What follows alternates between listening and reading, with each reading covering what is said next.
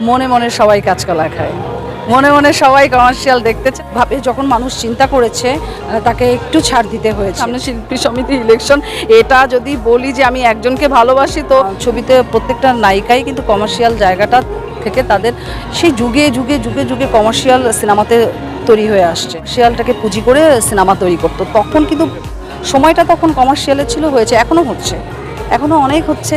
এখনও সিনেমাতে কমার্শিয়াল না হলেও দেখা যাচ্ছে পার্সোনালিও কিন্তু অনেকে বাণিজ্যিকভাবে নিজেকে প্রেজেন্ট করছে, সেটা তাদের নিজের পেজে কিংবা ওয়ালে। আসলে সিনেমা জগৎটাই এরকম, কিংবা বিনোদন জগৎটাই এরকম, এখানে কমার্শিয়াল লাগবে। রসিকতা কিংবা কাপুরুষের কথা তো না, এটা আমি মনে করি যে একটা প্রফেশনালি কোনো মানুষ যখন একটা সিনেমাতে আসে তখন তাকে প্রফেশনের জায়গায় সর্বোচ্চ ছাড় দিতে হবে, কারণ সে তো সিনেমাতে আসছে তার প্রফেশনালি নেওয়ার জন্য। সেখানে যদি আমি তখন কমার্শিয়ালিভাবে প্রেজেন্ট হওয়ার ক্ষেত্রে বাধা সৃষ্টি করতাম, আমার হাতে ছবি থাকতো না, আজকে হয়তো বা পলিশ সৃষ্টি হতো না। সেটা আমার রুটি রুজি ছিল। সো রুটি রুজির জায়গা থেকে অবশ্যই আমার বাই প্রফেশনালি আমি আমার কাজের ক্ষেত্রে কোনো ছাড় দিই। দেখেন, আমাদের বাংলাদেশ অ্যাকসেপ্ট করে না, কিন্তু আমাদের বাংলাদেশের জনগণ তো সেই বিদেশি মুভিগুলিই বেশি দেখছে।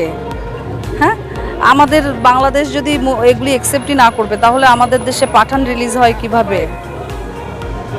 এটা আমার প্রশ্ন। হুমড়ি খেয়ে কেন দর্শক হলে যায়? কারণ মনে মনে সবাই কাঁচকলা খায়, মনে মনে সবাই কমার্শিয়াল দেখতে চায়। সেটার এখন বর্তমান প্রমাণ আপনারা পেয়ে গেছেন। সো আমি মনে করি যে গল্প লাগবে, কমার্শিয়ালও লাগবে, সব কিছু লাগবে, মিশ্রিত একটা কম্বাইন, মিশ্রিত সব মশলা থাকলে একটা সিনেমা দর্শক আসলে আমি কারোর নাম পার্টিকুলারলি বলতে পারবো না, একজনের নাম বলে সবার শত্রুতে পরিণত হতে পারবো না। সামনে শিল্পী সমিতি ইলেকশন, এটা যদি বলি যে আমি একজনকে ভালোবাসি, তো আমার মনে হয় যে কেউ আমার ভোট তো দিবে না, ঝাড়ুর বাড়ি দিবে। সো আমি ঝাড়ুর বাড়ি খেতে একটুই ইন্টারেস্ট নই। আমার কাছে সমস্ত শিল্পী অনেক অনেক প্রিয়।